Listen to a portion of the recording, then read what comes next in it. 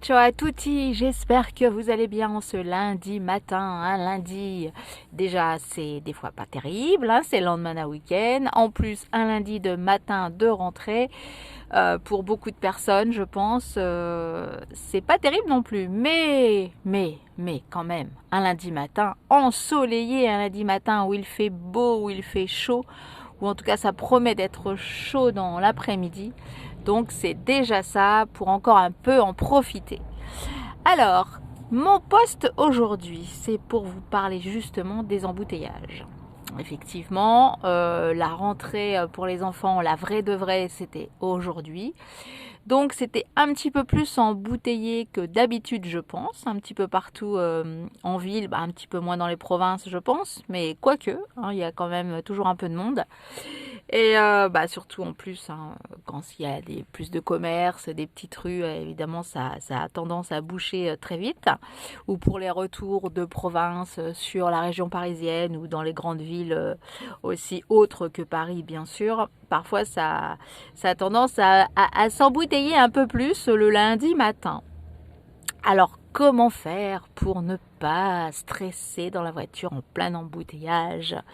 Comment faire pour ne pas péter les plombs carrément, comme on dit, quand ça n'avance pas du tout, ou qu'on est toujours arrêté, ou qu'on sait même pas pourquoi c'est arrêté. C'est parfois ça le problème, on sait toujours pas pourquoi ça bouge, il n'y a pas d'accident, enfin bon. Bref, comment faire? Bon, déjà, comme je vous disais la dernière fois en parlant de musique, de danse, eh bien, dans la voiture, allez-y, mettez votre musique préférée à fond, votre groupe préféré, et puis allez-y, lâchez-vous, dansez, même assis, on peut faire plein de pas de danse assis, il y a plein de choses à faire aussi, mais attention, soyez prudents, regardez bien la route quand même, attention, puisque ça freine quand même assez souvent, donc très attention, soyez toujours attentifs à votre volant, à vos freins et à la voiture bien sûr, et aux voisins de juste devant vous là, attention là, et surtout aussi quand vous êtes carrément en pleine ville, aux piétons qui traversent, parce que ça traverse souvent de partout, voilà. Et puis si vous n'aimez pas la musique ou si vous n'avez pas envie de danser ou d'écouter du son dans votre voiture, peut-être tout simplement écoutez votre émission préférée en podcast justement, écoutez la radio, écoutez des pubs, enfin un peu de futilité, parfois des pubs, ça peut être sympa aussi, enfin des sons, des choses qui vont vous faire un petit peu penser à autre chose que d'être là à mouronner là dans votre voiture, à vous dire ah là là, j'ai encore été en retard, ça n'avance pas, les enfants vont être en retard. Alors déjà plein de stress. Si vous allez en plus travailler après, alors là c'est terrible d'arriver stressée, transpirante déjà au travail. C'est pas terrible du tout. Mais vous me direz, il n'y a pas que la voiture, il n'y a pas que les embouteillages. Effectivement, parce que si vous prenez les transports, bon, tout ce qui est métro, logiquement, il n'y a pas d'embouteillage, ça va. Ça peut être, par contre, bien bondé et blindé. Et ça, effectivement, c'est pas terrible non plus. Mais bon, quand on n'a pas le choix, on fait ce qu'on peut. Donc, pareil, mettez des écouteurs sur vos oreilles. Musique préférée, chanteur préféré, concert, spectacle, radio préférée, allez-y pour vraiment vous évader, ou tout simplement aussi de la méditation, pourquoi pas, vous avez des bonnes émissions, vous avez des bons cours de méditation avec des écouteurs dans les oreilles et c'est parti pour l'aventure. Ça peut vous changer les idées aussi pendant tout le transport, surtout si ce sont des transports un petit peu longs, ça peut être sympa aussi. Et puis par contre c'est vrai que si on prend le bus, là on risque aussi de rencontrer un peu plus d'embouteillage, bon un petit peu moins, c'est vrai aussi que les voitures, parce que bon les bus vont un peu plus vite logiquement. Mais bon, ça peut également coincer, donc même chose, les écouteurs ou un bouquin. Tout à l'heure, j'ai dit dans le métro que les écouteurs, mais prenez un bon bouquin aussi, ça fait passer le temps, ça vous permet de vous évader.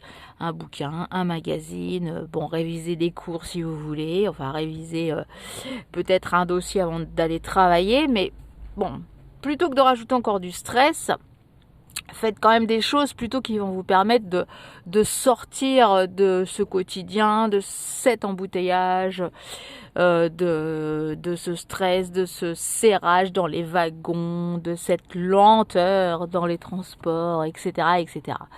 Donc les livres, les écouteurs, la musique, tout ça, ça peut être sympa. Également se relaxer en fermant les yeux, ça aussi c'est bien. Si vous avez la possibilité, si vous êtes assis, fermez les yeux. Ne ratez pas votre station, bien sûr. Ça peut être sympa également. Et puis, bien sûr, je me répète encore. Ce qui est sympa, si vous avez le choix également dans les transports, allez-y à pied. Bon, si c'est très loin, faites peut-être mixer un peu les deux, transport et à pied.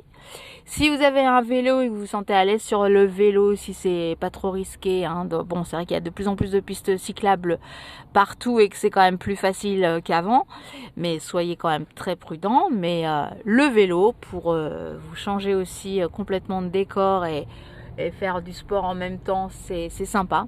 Ou alors, je vous dis, marcher, ça c'est super. Au moins, on est rarement en retard quand on y va en marchant, puisqu'on sait exactement combien de temps on va mettre. Logiquement, il n'y a pas d'embouteillage de piétons, il n'y a pas trop de risque de rester coincé à un feu rouge. Donc à pied, en général, ça va, quoi. Donc vous pouvez y aller à pied, c'est sympa, très sympa. Bon, suivant les villes où vous êtes, c'est peut-être plus ou moins agréable. Mais si vous avez la chance d'être à côté d'un fleuve, par exemple, je prends toujours l'exemple de Paris parce que pour moi c'est un peu plus facile. Mais longer les quais à pied, longer la Seine, c'est très sympa. Avec le vélo aussi, c'est très très sympa.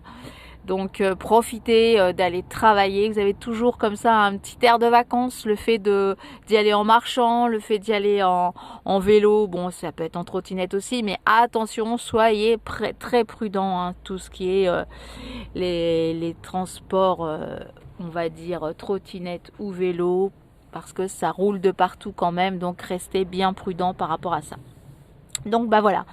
Donc c'est vrai qu'aller bosser dans les embouteillages, quand ça coince, etc., c'est pas marrant. Mais on peut trouver quand même des alternatives. Quand on n'a vraiment pas le choix, on ne peut prendre que les transports. Comme je vous dis, le bouquin, la musique, la méditation, la relaxation, la respiration aussi.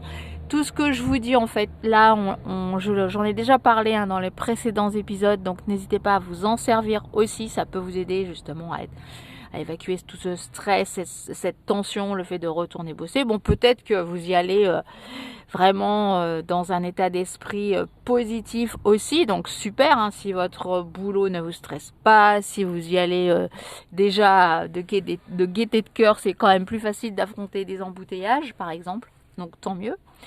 Et puis si vous pouvez y aller, je vous dis à pied, c'est en courant, pourquoi pas aussi, en marchant vite, en marche nordique avec des bâtons, suivant toujours là où vous vous trouvez. C'est toujours plus sympa, surtout par ce temps qui est magnifique aujourd'hui. Mais j'en reparlerai une autre fois. Mais même quand le temps n'est pas terrible, si ça pleut, si ça neige, si ça vente, etc., bien couvert. En vélo, c'est vrai que c'est peut-être moins pratique de prendre un parapluie. En tout cas, même si on est bien couvert, parfois on peut quand même être trempé. Donc c'est vrai que c'est peut-être moins pratique. Mais il existe quand même beaucoup de vêtements adaptés pour tout ce genre de climat. Donc effectivement, quand vous êtes à pied avec le parapluie, quand même, c'est plus pratique que de ne pas trop être trempé après avoir froid. Enfin voilà, il y a toujours des possibilités pour trouver une solution, pour positiver au maximum la situation dans laquelle vous vous trouvez. Donc voilà, essayez de chercher le positif de votre transport, de votre voyage, le positif dans le négatif. Si vous trouvez qu'il y a un ou plusieurs choses négatives dans ce qu'on parlait aujourd'hui, les embouteillages, les transports, etc., essayez de trouver le petit truc positif qui va faire que même s'il y a encore du négatif, eh bien ça va donc diminuer, atténuer cette négativité pour justement apporter du plus, apporter du positif. Et donc, ça va faire la balance. Voilà, voilà, il faut faire ça. Chaque chose que vous trouvez pas terrible, bah, essayez de trouver ce qu'il y a de positif dans le pas terrible. Voilà, voilà, voilà. Et bien, sur ce, je vous souhaite un bon lundi. Profitez quand même bien de ce soleil. Ce midi, si vous avez la possibilité, allez déjeuner en terrasse bien sûr, hein, si vous le souhaitez, mais sinon il y a bien un square pas loin, il y a bien un petit parc peut-être, eh bien allez déjeuner dehors, on va chercher la nature, c'est sympa aussi d'aller chercher un petit coin de nature, un banc tranquille. Là aussi, cherchez bien autour de l'endroit où vous travaillez. De plus en plus quand même, on trouve soit des jardins partagés, soit des squares aménagés avec des bancs, des chaises, etc. Pour justement là aussi essayer de faire le vide ou faire le plein justement d'énergie pour repartir de bon pied pour l'après-midi aussi. Voilà, voilà, encore une petite astuce, mais je sais que vous connaissez déjà tout ça, mais parfois on les applique pas forcément, donc on sait ce qu'il faut faire, mais on les applique pas forcément. Donc eh bien appliquez-les et vous allez voir que votre quotidien va être beaucoup mieux, beaucoup plus positif chaque jour. Voilà, allez, bon lundi, bonne journée, belle journée ensoleillée. Ciao ciao, à domani.